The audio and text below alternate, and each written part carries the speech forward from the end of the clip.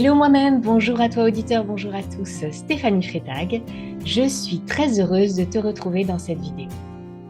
Dans cette émission, mes invités viennent nous livrer quelques-uns de leurs secrets pour renforcer l'amour de soi et profiter pleinement de la vie. Aujourd'hui, j'ai la joie de vous faire une rétrospective des moments forts de cette 3e saison. 3 saisons déjà, hello moi-même. Que le temps passe vite. 48 invités. J'en reviens pas. Quand je me suis lancée, j'aurais jamais imaginé arriver jusque-là. Jamais. J'y suis allée en plus la fleur au fusil. J'avais aucune idée de ce qu'allait m'attendre.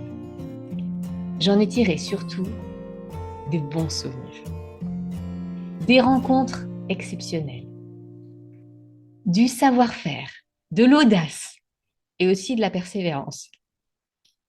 Dans cette 3e saison, j'ai reçu 9 invités d'exception. Céline Rouzeyrol nous emmène sur son chemin de religieuse devenue guide spirituelle.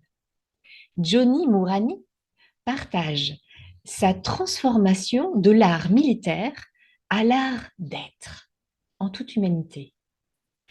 Hélène Laloux nous enseigne l'art de transformer l'abandon en amour. Amour toujours.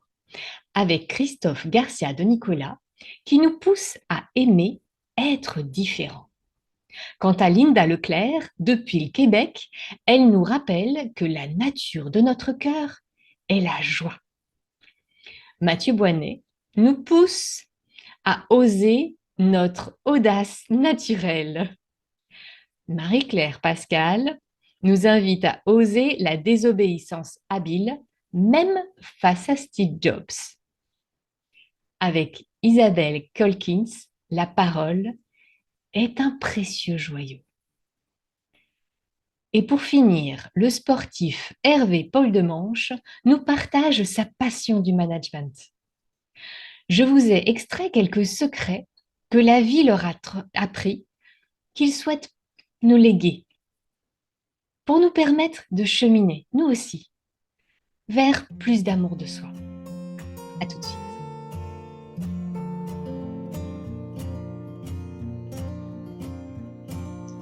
Faire du temps mon allié, ou arrêter de courir après, ou essayer de le compresser, ou de le rattraper.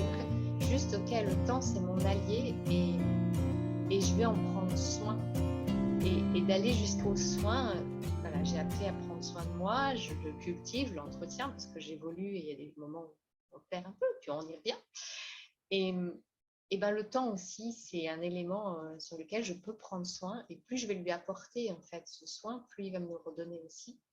Ouais. Il y a une histoire de respect quelque part des temps aussi. Ouais. Et voilà, c'est vraiment prendre le temps. Une danse oui, dans la vie. Oui, en fait. J'aime beaucoup ton image. Ouais. Parce que moi, je sais que mon pire défaut, mais là, je dis un défaut, donc je le prends avec amour. Je me dis un jour peut-être, mais je suis très impatiente. Par exemple, en mon auto-entreprise, on a envie de résultats, on a envie de choses concrètes, on a envie d'argent qui rentre dans le compte en banque, on a envie d'une certaine notoriété, on a envie de toucher des gens qui, eux, déjà sont développés. Et là, mon impatience, elle est très difficile à gérer. Mon impatience aussi, des fois, dans mes émotions, parce que j'ai appris que la joie de vivre, je veux y accéder tout le temps. Donc, quand j'ai un coup de colère, un coup de tristesse, j'aimerais y être tout de suite dans ma joie. C'est-à-dire, OK, je suis triste. OK, c'est bon, je le sais, là, je suis triste. OK, oh, on va passer à autre chose. Ben non, en fait, il faut du temps pour vivre ses émotions et du temps aussi dans les relations. Ça, c'est pas mon défaut parce que je pense que c'est plutôt un atout que j'ai qui, des fois, peut faire peur aussi à l'entourage, mais pour tisser du lien avec des gens, un lien de confiance, nous deux, je sais que ça s'est tissé. Déjà, il y a le ressenti qui s'est fait naturellement. Donc ça, je suis de plus en plus dans le ressenti. Mais au niveau du temps, on sait pertinemment qu'il peut y avoir l'enthousiasme du début, mais pour vraiment connaître quelqu'un, pour vraiment arriver à savoir si c'est les bonnes personnes, si la relation vaut le coup, si on ne va pas plutôt droit dans un mur, il faut du temps pour connaître les gens. Et les réseaux sociaux, la société d'aujourd'hui, quand on est seul, surtout et qu'on veut rencontrer l'âme sœur, on a vraiment envie que tout se fasse vite. Vite, vite, vite, que je sorte de ma souffrance. Vite, vite, vite, que j'ai la baguette magique pour répondre à telle solution. Et c'est pour ça que je me dis non, en fait. Tu sais, j'ai l'impression qu'on est une société, on a le syndrome du Doliprane, tu sais. J'ai mal quelque chose, il faut que je prenne un médicament. Je prends tout de suite, hop, je vais mieux. Tadam. Et on a presque ce truc-là de syndrome du Doliprane où tout doit se résoudre comme ça. Ouais, et puis dans le développement personnel, c'est une tendance aussi à dire le mindset. Du coup, si tu as un bon mindset, du coup, ça veut dire que tu as trouvé la baguette magique et dit hop, ça va changer la donne. Non, en fait, c'est une question de. Moi, j'ai bien aimé ce qu'on avait reçu. Guillaume Delutte, je crois, qui avait bien parlé que la vie, c'était ça. Et donc, il fallait accepter qu'on avait à s'adapter à ça et non pas à chercher que tout soit plane, parce que si c'est plane, c'est mort. C'est ça. Et les gens, quand on parle du temps, moi, je sais que quand je suis rentrée en vie monastique, c'était terrible parce que j'avais le syndrome de la perfection et j'avais une image de la moniale parfaite. Et comme la vie te sort de cette perfection, par exemple, la moniale parfaite, elle était tout le temps en prière, tout le temps avec le sourire et la zénitude. Et du coup, quand il y avait des heures réglées pour les rencontres ensemble en communauté dans l'église pour chanter, la perfection, c'était d'être totalement présente à ce que tu chantes, à ce que tu dis. Mais c'est pas vrai. Déjà, des fois, j'étais à l'accueil, donc j'étais pas à l'heure. Et il y avait d'autres soucis dans ma tête parce qu'après l'office, il y avait préparé les repas, il y avait préparé l'accueil des gens. Et puis, des fois, tu chantes, puis non, tu vas te concentrer sur « Oh, la fausse note !» Et donc, tu te dis « Mais c'est pas ça la moniale parfaite !» Et tu t'auto-flagelles tout le temps de ne pas être en correspondance avec l'image que tu as. Mais il faut du temps.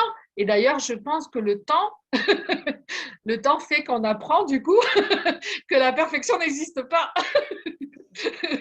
Parce que si elle existait, non. Voilà. Et c'est très frustrant. parce que ouais. La société ne nous aide pas.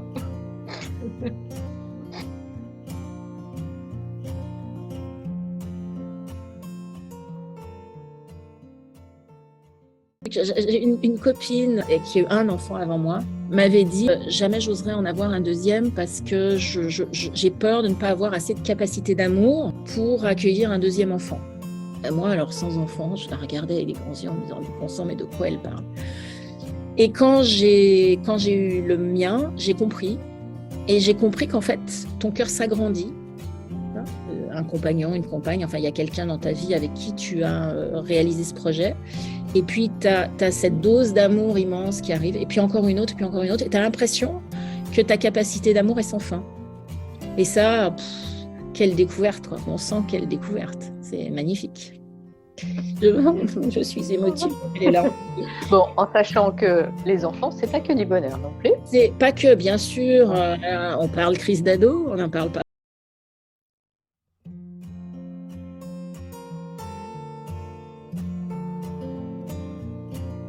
Dans ton cœur, qu'est-ce que ça dit?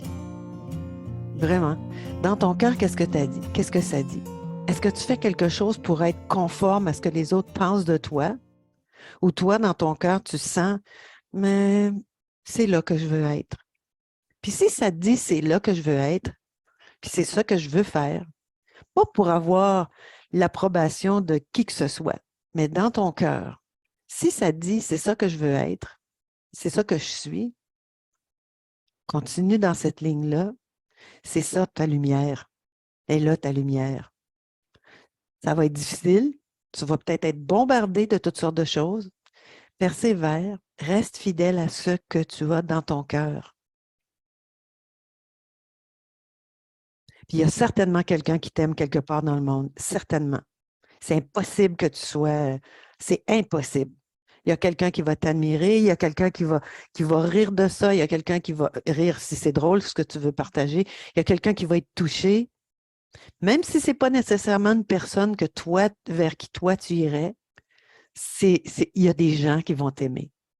Puis il y a des gens qui vont t'aider à avancer là-dedans.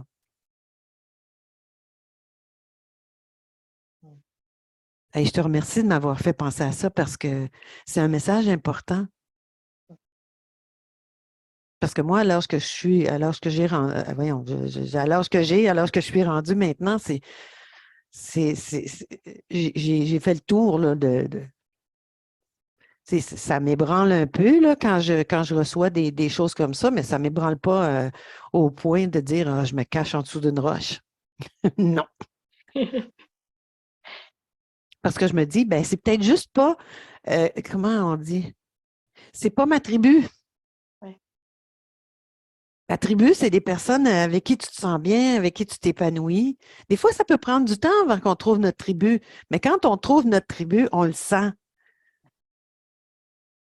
Et là, on peut s'épanouir puis être exactement ce qu'on est. Puis c'est tellement, tellement important de persévérer pour la trouver, notre tribu.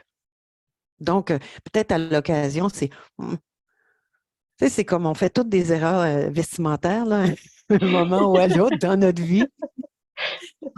Ou peu importe. Et puis là, tu te regardes un petit moment après et tu te dis, ouais, ça me faisait pas très bien, Peut-être pas cette lui. histoire-là. Mais on a porté ça parce que c'était la mode. Ben, c'est un peu le même principe, hein. Tu vas le faire pour te conformer à ce que les autres s'attendent de toi ou ce que tout le monde fait, tout le monde, à ce que les autres font. Mais en dedans de toi, c'est pas vraiment ça. Si toi, tu es fait pour porter quelque chose de flamboyant, puis que là, tu es habillé dans quelque chose de très, ou vice-versa. Dans mon cas, moi, je suis très classique. Donc, le classique, c'est ce qui me convient. Quand c'est trop flamboyant, c'est comme, oh mon Dieu. Bref, c'est ça. Je pense qu'il faut juste regarder ce qu'il y a dans notre cœur, comment ça vibre, qu'est-ce qu'on veut, puis qu'est-ce qu'on voit. Puis parfois, c'est un petit peu embué, là. Il faut faire. Il faut se donner le droit de le faire. Ouais. Donner le droit de demander de l'aide aussi. Oh, tellement, tellement, pour tellement, tellement, on est tellement mauvais juge pour soi-même. tellement.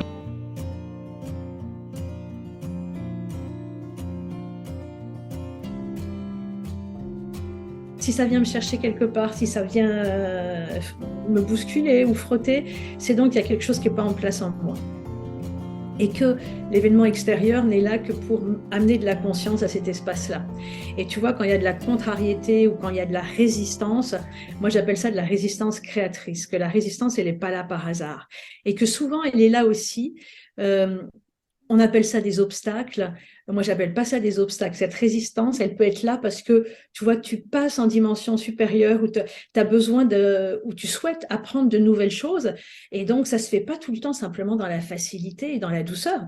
Il y a des endroits où il va falloir apprendre des choses un petit peu plus complexes. Et donc, ça vient, te chercher à des endroits plus difficiles. Mais avec ma façon de voir les choses, du coup, ça m'excite, c'est un mot fort, mais oui, je sais que je dis, ah, tu vois, il y a un truc je dis, ah, ça va être quoi là, etc. Tu vois, donc il y a presque, il y a de la joie en fait. Ouais. Il y a de la joie. Parce que je le sais, c'est quand il y a une résistance qui va être forte, c'est donc il est en train de se passer quelque chose. C'est comme un changement de paradigme qui est en train de s'initier. Est-ce que tu as remarqué que du coup, les scouts sont moins forts? Oui, bien sûr. Ouais. Bien sûr. Tu vis moins de trucs vraiment. Mais même parfois, ça me questionne. Je dis, mais attends, pourquoi tu es aussi stable? Il doit y avoir un problème avec ça. Tu vois? Donc, oui, bien sûr, bien sûr, bien sûr. Ça m'arrive encore d'être bousculée, mais de moins en moins. Oui, tout à fait. Oui.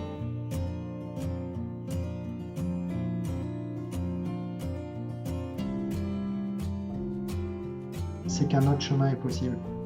C'est vraiment ça. C'est un autre chemin. Toujours. On est d'accord, hein, on est d'accord. Un autre chemin est possible. Et que des fois, on ne le voit pas. Et c'est OK.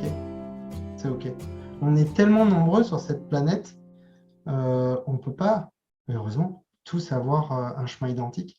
Il y a Fabrice Midal, qui est un philosophe, qui est un éditeur, et il y a une phrase qui dit bien, il parle des hypersensibles en général, et il dit, moi je suis un hypersensible, la pire des choses qui pourrait m'arriver, c'est d'être sur une île déserte qu'avec des hypersensibles, parce que je me ferais chier en fait, parce qu'on serait tous pareils, tu vois, d'une certaine manière. Et donc finalement, moi ce que je retiens aujourd'hui, c'est qu'un autre chemin est possible. Jamais, mais au grand jamais, quand j'étais petit, je pensais être là où je suis aujourd'hui. Et ce qui est génial, c'est que je ne sais pas où je serai demain, quoi. Donc, c'est un peu la vision que j'ai quand même aujourd'hui. Et ouais, voilà, ouais. Un autre chemin est possible. Moi, c'est ce que je... Parce que c'est tellement large. Il y a tellement d'espoir, d'amour dans ce message. Il y a tellement de force. Voilà. Un autre chemin est possible. À toi d'agir et de le créer, ton chemin. Exactement.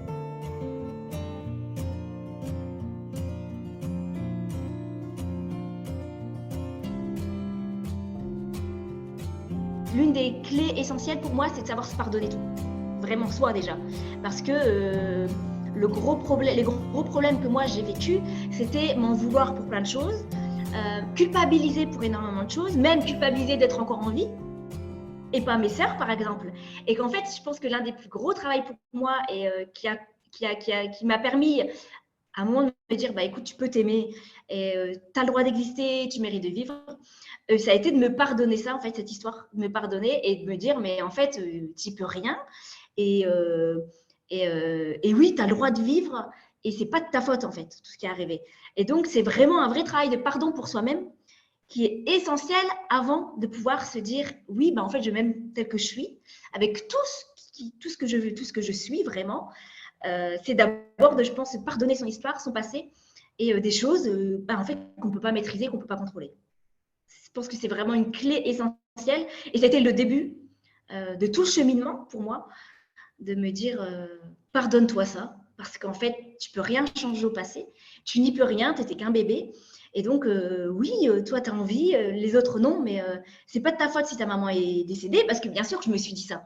Je me suis dit, mais en fait, si je n'étais pas là, elles sont encore en vie, enfin, des trucs d'enfant, hein, des trucs logiques.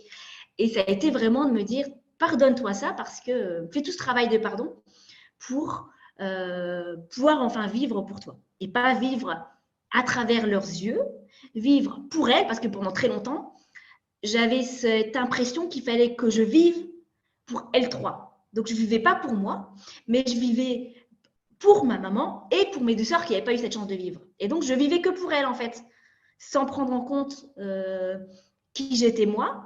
Et donc, vivre pour elles, c'était réussir ma vie, c'était avoir un mari, des enfants, avoir une belle maison, avoir un CDI, avoir un bon salaire, c'était ça. Pour moi, c'était les représentations que j'avais.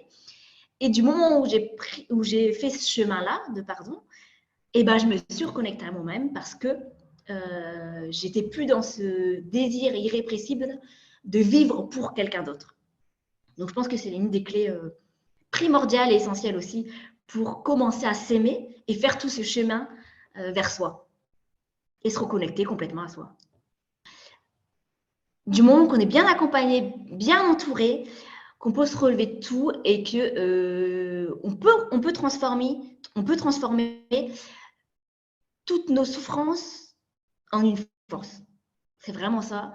Je pense que c'est vraiment le message que je voudrais moi transmettre et que je pense que je suis sur cette terre pour délivrer ce message de par toute mon expérience de vie, même si j'ai n'ai que 38 ans, on ne peut pas dire que je suis très vieille non plus, mais par ce que j'ai pu traverser et que j'ai pu moi transformer tout ça grâce justement à l'amour que j'avais eu, grâce à tout cet amour et au pardon. Je pense que c'est vraiment l'amour et le pardon, c'est vraiment deux recettes miracles, moi qui en tout cas m'ont vraiment permis de dépasser tout ça. Et donc, tout est possible vraiment, quoi. Même quand tu as vécu des choses vraiment très douloureuses, si tu l'as vécu, je pense que alors même si sur le moment, tu ne te dis pas ça, mais avec des années de recul, moi, je me dis, si tu as vécu tout ce que tu as pu vivre, il y a une raison. Donc maintenant, tire-en une leçon et tu peux en faire quelque chose d'extraordinaire et de beau derrière. Et que je pense que c'est ce que je m'évertue à faire de par le travail que je fais en tant que conférencière, en passant des messages et de par la création de mon association. C'est vraiment ça, parce que j'ai créé aussi cet asso, parce qu'il y avait aussi à la fois ce message de pardon, parce que en tant qu'enfant adopté, ouais, je pourrais en vouloir pendant une éternité à ma mère, à mon père de ne pas avoir été là, à tout le monde en fait, mais ça ne me ferait pas avancer. Et c'est un vrai message de pardon aussi et d'amour, parce que pour moi, maintenant, je considère, après des années de travail, bien sûr, je considère maintenant que c'est un vrai acte d'amour d'avoir réussi finalement à réussir à me mettre au monde jusqu'au bout et que cet abandon, finalement, pour moi, c'est plus un don qu'autre chose. Et que c'est maintenant, j'arrive à voir cet acte comme un vrai acte d'amour. Et donc, c'est vraiment ces messages-là que je pense enfin, pas que je pense, c'est vraiment ces messages-là que je veux délivrer au monde de par mon métier et mon asso.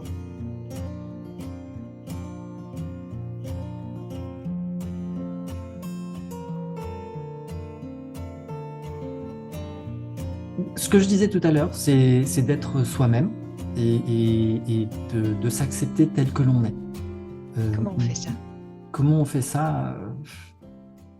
Si j'avais une baguette magique et si j'avais la recette, je pense qu'on est tous différents. On est tous différents et donc du coup, chacun va avoir sa propre manière de faire, mais je pense que c'est peut-être être à l'écoute des autres, peut-être partager des expériences avec les autres, etc. Donc, c'est accepter d'être différent. C'est pas parce qu'on est différent que forcément c'est nul. Non, au contraire, c'est la différence qui fait la force. C'est la différence qui fait la force. Je garderai ça. Ouais, c'est c'est beau. C'est beau. Oh, ce que je viens de dire, c'est beau. encore beau, c'est la différence qui fait la force.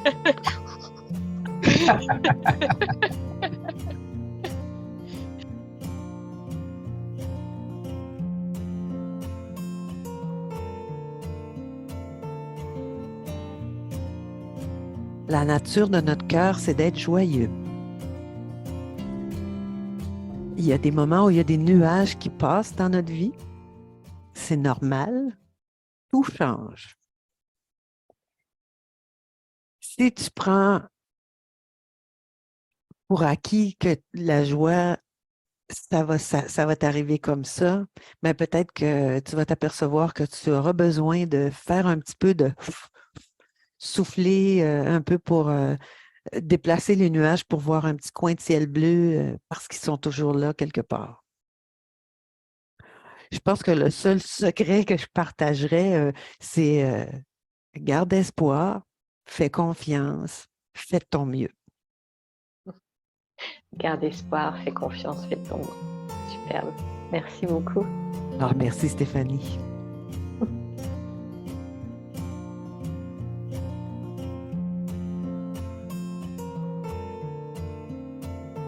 Eh bien, le monde, il sera jamais ce qu'on voudrait qu'il soit. Donc, si on cherche, comme la plupart des gens, à se confronter à quelque chose en frontal, ça marchera jamais. C'est pas possible. C'est pas possible. Donc, c'est ton exemple, toi qui regardes cette vidéo, c'est ton exemple en fait qui change le monde. Regarde, un enfant, il apprend par mimétisme, il apprend en t'observant. Je prends l'exemple de mon fils. J'ai un petit qui a 17 mois, mais je pleure de rire à peu près une fois par jour parce qu'il est tout en conneries et comme le dit sa mère, c'est tout son père. Donc, je peux pas le renier, c'est mini-moi. Et des fois, tiens, exemple, je vais dire un truc, je vais dire, allez, on y va, ou allez, c'est parti. Et il va me regarder du haut de ses 17 mois, allez, go, go, go, go, go, go, comme ça. Je dis, oh, putain. Et c'est moi qui dis ça. Et tu vois, donc c'est du pur mimétisme. Et donc, il refait tout, il répète tout. Donc, c'est valable avec un enfant, c'est valable avec tout le monde. Donc, oui, toi qui regardes cette vidéo, c'est ton exemple qui changera le monde. Si tu es parent et que tes enfants te voient ne pas te respecter, faire des choix que tu n'as pas envie de faire, etc. Moi, je pense aussi, par exemple, tiens, au papa de mes beaux-enfants, qui est un monsieur fondamentalement très gentil, mais qui ne s'écoute pas et qui ne se respecte pas, eh ben, excuse-moi l'expression, mais dans sa vie, il lui arrive que des merdes. Il lui arrive que des merdes parce qu'il ne s'écoute pas. Donc, montre l'exemple. fais ce que tu as envie de faire. Écoute-toi. Parce que si tu veux savoir comment s'écouter, alors là, il faudra 1 heure de plus. Mais pour faire simple, la première idée, c'est la bonne. La deuxième, c'est ton cerveau. Donc, écoute la première idée. C'est le mental, la deuxième. La première idée, c'est la bonne. C'est celle qui est bénéfique pour toi. Et ça, t'écouter, je crois que de là découle tout le reste.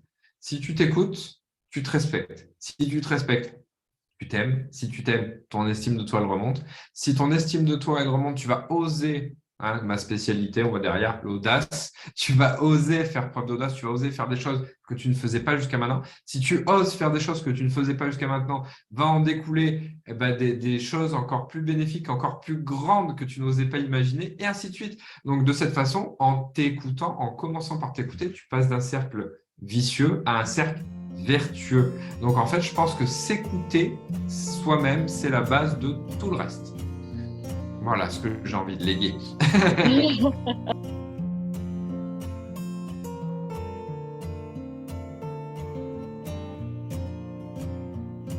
Alors, 2, 1, ne te prends pas au sérieux. Non, mais franchement, enfin, c'est quoi cette histoire? T'étais là pourquoi? Pour avoir la plus belle bagnole, le plus gros compte en banque ou la plus belle baraque au cimetière? Arrête, quoi.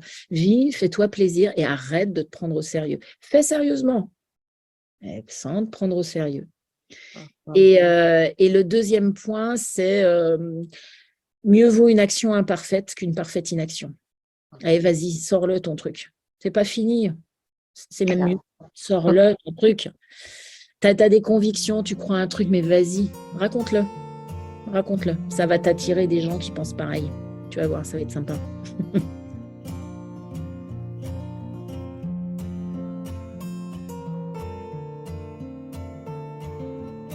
Je ne sais pas si c'est un secret, en tout cas, moi je parlerais de se faire confiance et de faire confiance aux événements tels qu'ils arrivent. Alors, je sais qu'il y a pas mal de gens qui enchaînent des difficultés et qui ont du mal à voir le bout du tunnel.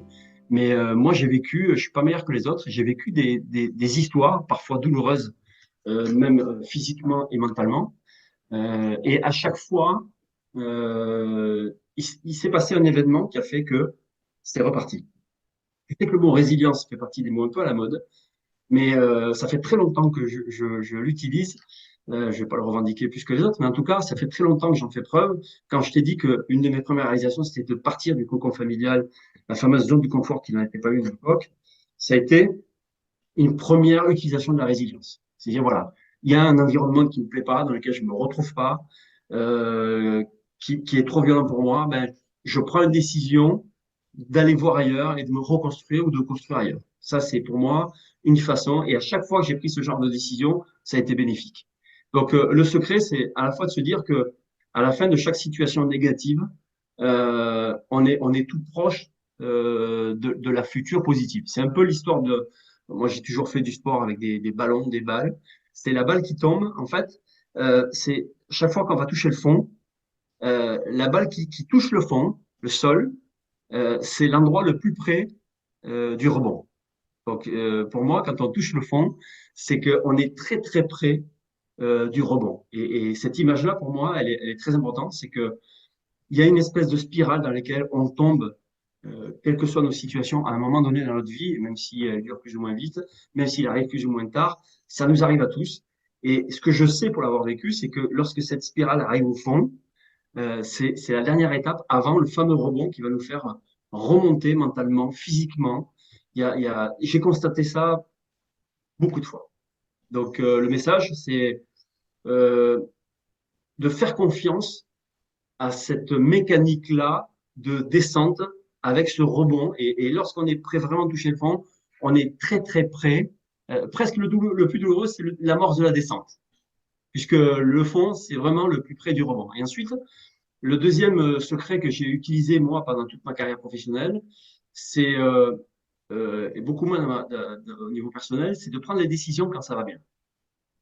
C'est-à-dire, toutes les décisions professionnelles que j'ai pu prendre de changement d'entreprise, de choix stratégiques, de secteur d'activité, je les ai pris au moment où j'étais au top de ma carrière. Et d'ailleurs, ma dernière décision de quitter le grand groupe dans lequel j'étais pour créer ma structure, j'y étais parfaitement bien dans cette entreprise et j'aurais pu y rester, puisque c'est une proposition qu'on me faisait à un poste très intéressant. Mais j'ai toujours pris des décisions au moment où j'étais en plein succès. Alors, simplement pour dire que on a une meilleure lucidité dans cette période-là que quand on subit le début de la mort, c'est de la spirale négative.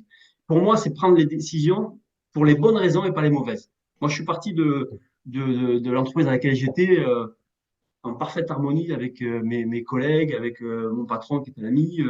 Et c'est un choix que j'ai fait en pleine conscience et pas pour de mauvaises raisons. J'ai aucune revanche à prendre sur ni les clients ni les gens avec qui j'ai travaillé. Et ça, c'est plutôt très positif. Donc, s'il devait y avoir un secret au niveau professionnel, ça serait de faire confiance quand la balle va toucher le sol, mais 9 fois sur 10, la balle, elle repart vers le haut, c'est sûr. Et ensuite, se poser les bonnes questions au niveau trajectoire professionnelle au moment où on est au top, au moment où on est dans la fameuse zone du confort. C'est là où il faut qu'on prenne des décisions pour les bonnes raisons et non pas contre quelque chose ou contre quelqu'un.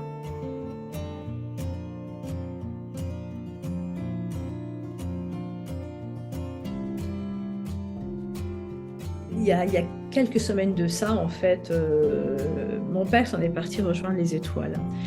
Et moi, je trouve que dans cette société, on nous cache la mort, la vieillesse, la maladie, et c'est tellement dommage. Parce que quand j'ai eu l'occasion justement de côtoyer la mort, et là je l'ai accompagné sur sa fin de vie, quand j'ai eu l'occasion de côtoyer la mort ou la maladie, à chaque fois, alors c'est moi qui choisis de le vivre comme ça, hein, mais ça me renvoie encore plus fort dans la vie en fait, et cette urgence à vivre. Et c'est ça la folie de ce monde, c'est qu'on est tellement conditionné, on a tellement de petits joujoux, etc., et qu'on traverse les journées parfois d'une façon un peu zombie, quoi. Et donc, le secret, qui ne devrait pas être un secret, mais bon, c'est vraiment que la vie est un miracle. Je parlais que le corps est un miracle. La vie est vraiment un miracle. Et attention de ne pas faire d'amalgame entre la vie et la société. Hein, le monde des hommes tel que nous, on l'a créé, mais la vie en tant que telle, c'est juste un miracle. Et donc, de garder à la conscience ça, ce miracle, cette ouverture au monde, cette joie, cet émerveillement en fait.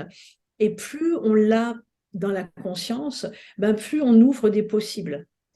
Et plus la joie se manifeste. Et en fait, on rentre dans une sphère vertueuse où il se passe des choses magnifiques. Des synchronicités, des rencontres, des conversations, des moments, enfin voilà.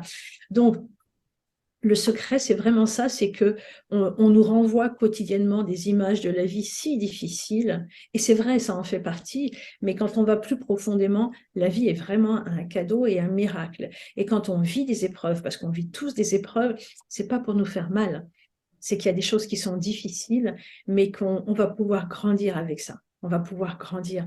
Et donc revenir à cet espace de « waouh », cet espace de joie. Et je pense qu'on peut tous le cultiver. Et plus on est conscient de ce waouh et plus on vit le waouh, bah, plus c'est savoureux de vivre. Bah, voilà. J'ai répondu à la question.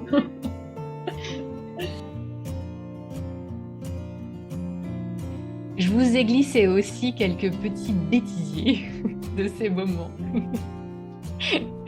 Allez, à tout de suite.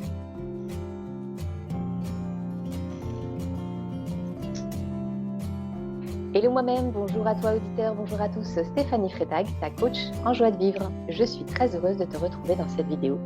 Dans mes capsules pleines d'amour, mes invités viennent nous livrer quelques-uns de leurs secrets pour s'aimer plus et profiter pleinement de la vie. Cette semaine, parce que c'est une fois par mois. Bonjour. Bonjour, d'accord, c'est tout bien. Ok, moi aussi je vais faire des coupes. Oh, ça me rassure. Nous avons un goût commun de faire bouger les lignes vers un meilleur... Je commence.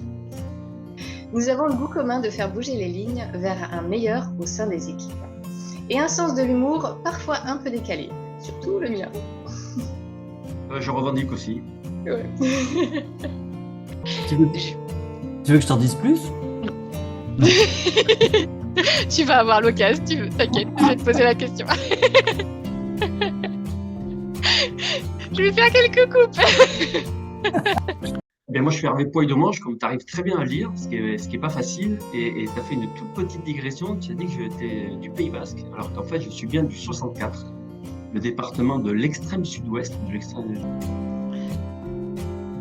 C'est reparti, c'est pas grave. Ça reviendra, c'est pas grave.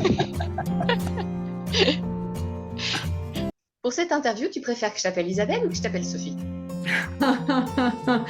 Ah ça, je ne l'avais pas anticipé celle-ci. Allez, on y va avec Sophie.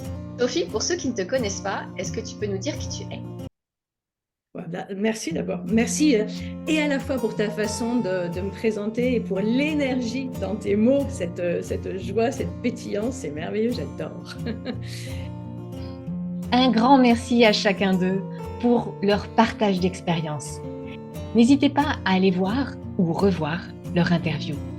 J'espère sincèrement, toi auditeur, que tu profites de ces clés pour t'inspirer sur ton propre chemin de vie, pour t'aimer encore davantage. Si tu as apprécié, je te remercie de liker et partager cette vidéo pour me permettre de gagner en visibilité. Pense aussi à t'abonner à ma chaîne.